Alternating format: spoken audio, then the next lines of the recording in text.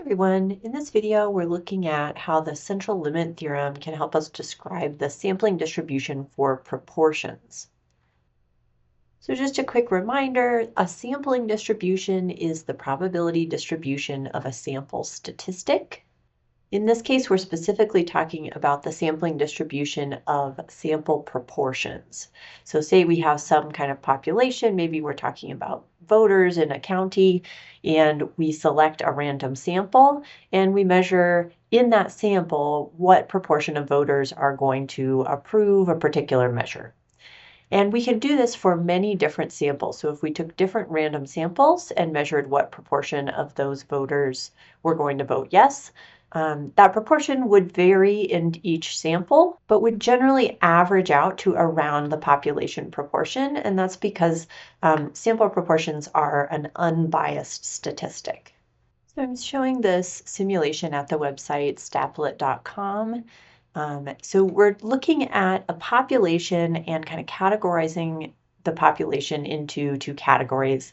The generic versions would be success and failure, but maybe these are yes votes and no votes. Maybe these are, people who are parents and people who are not parents. It depends on what we're trying to measure. But in this simulation, I'm setting the probability of success in the wider population, or the proportion of successes, at 30%. So we have 30% of the success category and 70% of the failure category.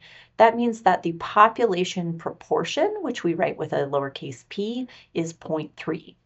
So if I take a sample, maybe I take a sample of size 100 from this population, we are going to see a proportion in the sample that likely will also be close to 30%.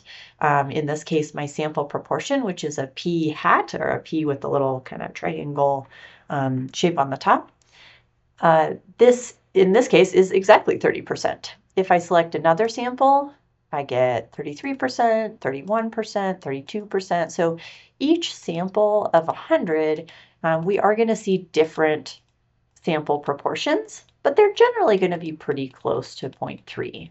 So as I sample over and over and over with this simulation, we can see on the bottom graph, this dot plot, the sampling distribution. So each sample proportion that we draw is plotted on this dot plot. We have one down at 18% and one at 42%, and these are all as decimals, but we can think of them as percentages.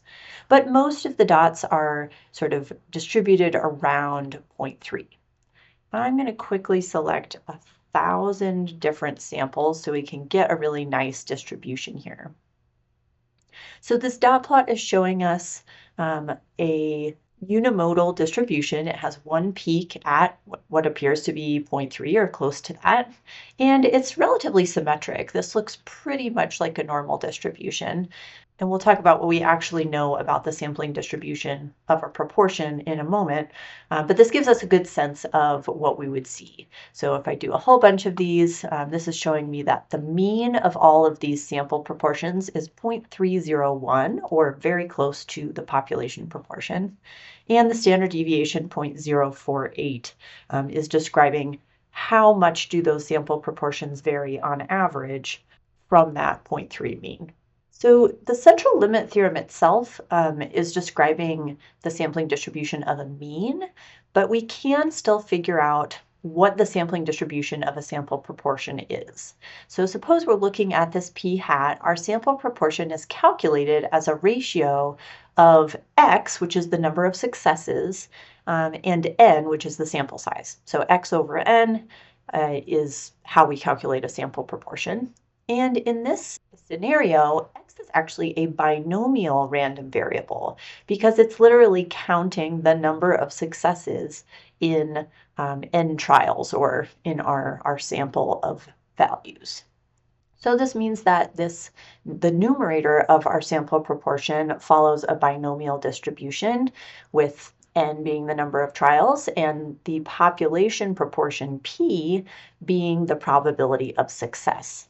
And the notation for this is bin parentheses n comma p, although that's not super important for our class.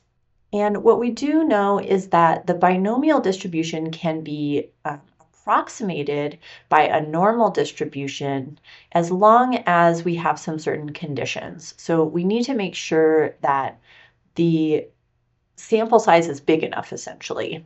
And the criteria that we generally use is that n times p, which is equivalent to sort of the expected number of successes in our sample. That has to be at least 10.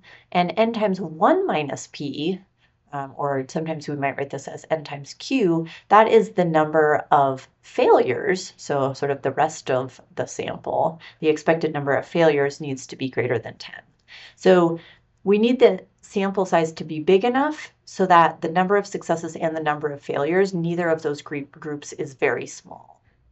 I won't get into the details of why the binomial is approximated by a normal distribution, but there is a section on this in our text. So this means that this x variable is a binomial variable, which we can approximate as a normal variable. The mean of the normal distribution would be n times p, or the expected value of that binomial distribution. And the standard deviation comes from the standard deviation of the binomial distribution, which is the square root of n times p times 1 minus p. Now, this is the distribution of the x variable as that sort of number of successes. We're actually looking at the proportion, which is x divided by n. So we need to figure out what is the distribution of x over n based on this. And what we find is that the proportion, the sample proportion, follows also a normal distribution. The mean is just the n times p mean divided by n. So the mean of our sampling distribution for the sample proportion is p, the population proportion. And that's what we saw in the simulation, right? The mean of this sampling distribution kind of bell curve was basically 0.3, the population proportion. And the standard deviation is given by this formula, square root of p times 1 minus p over n. So that whole fraction, p times 1 minus p over n, is inside the square root. And that will describe the sampling distribution standard deviation, or the standard error. So this gives us kind of a statement of the central limit theorem for proportions. So if we consider all random samples of size n from a population with population proportion p, the sampling distribution of the sample proportion will be normal as long as n is big enough. It will have the mean, meaning mu sub p hat, the mean of the sample proportions. That is going to be the population proportion p. And standard deviation or standard error, sigma sub p hat, that is the standard deviation of the sample proportions. This is the square root of p times 1 minus p over n. And again, we have that criteria of at least 10 successes and failures. It's kind of a visual demonstration of this. I created this graph in Python by creating a population with 30% successes, much like the simulation that we looked at. And I randomly selected, I believe, 20,000 samples, and that creates this histogram that we're seeing here with these blue bars. So we see in the histogram that the peak is right here in the center at 0.3, and then it tapers off nicely to both sides. The heights of the bars kind of disappear at about 0.1 and 0.5 on either side. So we have a nice symmetric histogram. And then overlaid with this is a normal distribution with mean 0.3 and standard deviation equal to the square root of p times 1 minus p over n, or 0.3 times 0.7 over 50. These were samples of size 50. And that is 0.065. So we can see that this red normal distribution curve fits really nicely with our 30,000 samples, that sampling distribution of the sample proportion. Okay, so here's an example where we might use this in a calculation. Suppose a fast food chain was rated as a concern by the health department because 18% of their burgers were found to be undercooked based on internal temperature guidelines. So we had this concern about the amount of burgers that are undercooked. After retraining staff, the health inspector visits again and randomly selects 80 burgers and finds that 10 of them are undercooked. So the big question I want to figure out here is, does it appear that the rate of undercooking has decreased? So do we have good evidence here that the rate of the 18% is better now, is a lower value. So we can address this as a probability question. We're going to say that if it's still true that 18% of all the burgers are undercooked, is this sample proportion that we see particularly low?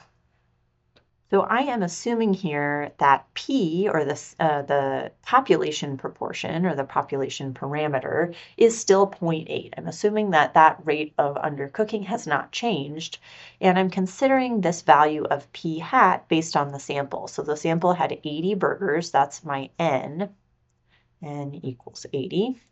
And the number that were undercooked, which in this case is our success, that's what we're counting here, is 10. So 10 out of 80, or 1/8, or as a decimal, this is 0.125. So this sample proportion is in fact less than 18%. So there's at least some amount of evidence, some reason to think that the rate of undercooking has dropped.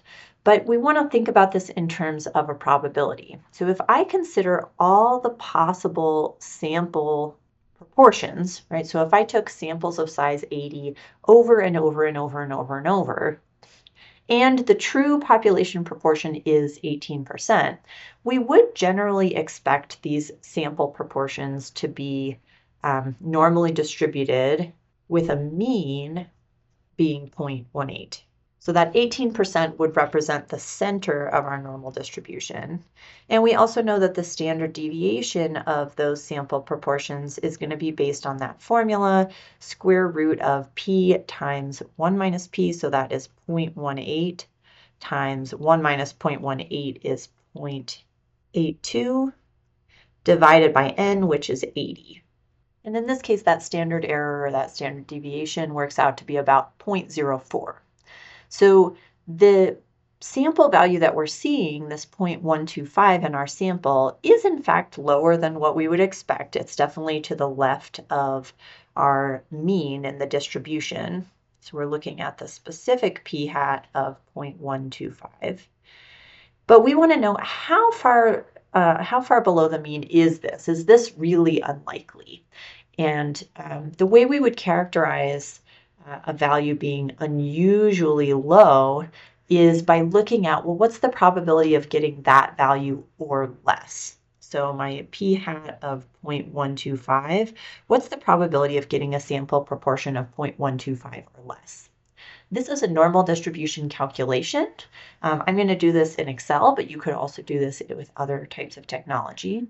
So I'm trying to find the probability that p hat, or that sample proportion, is less than 0.125.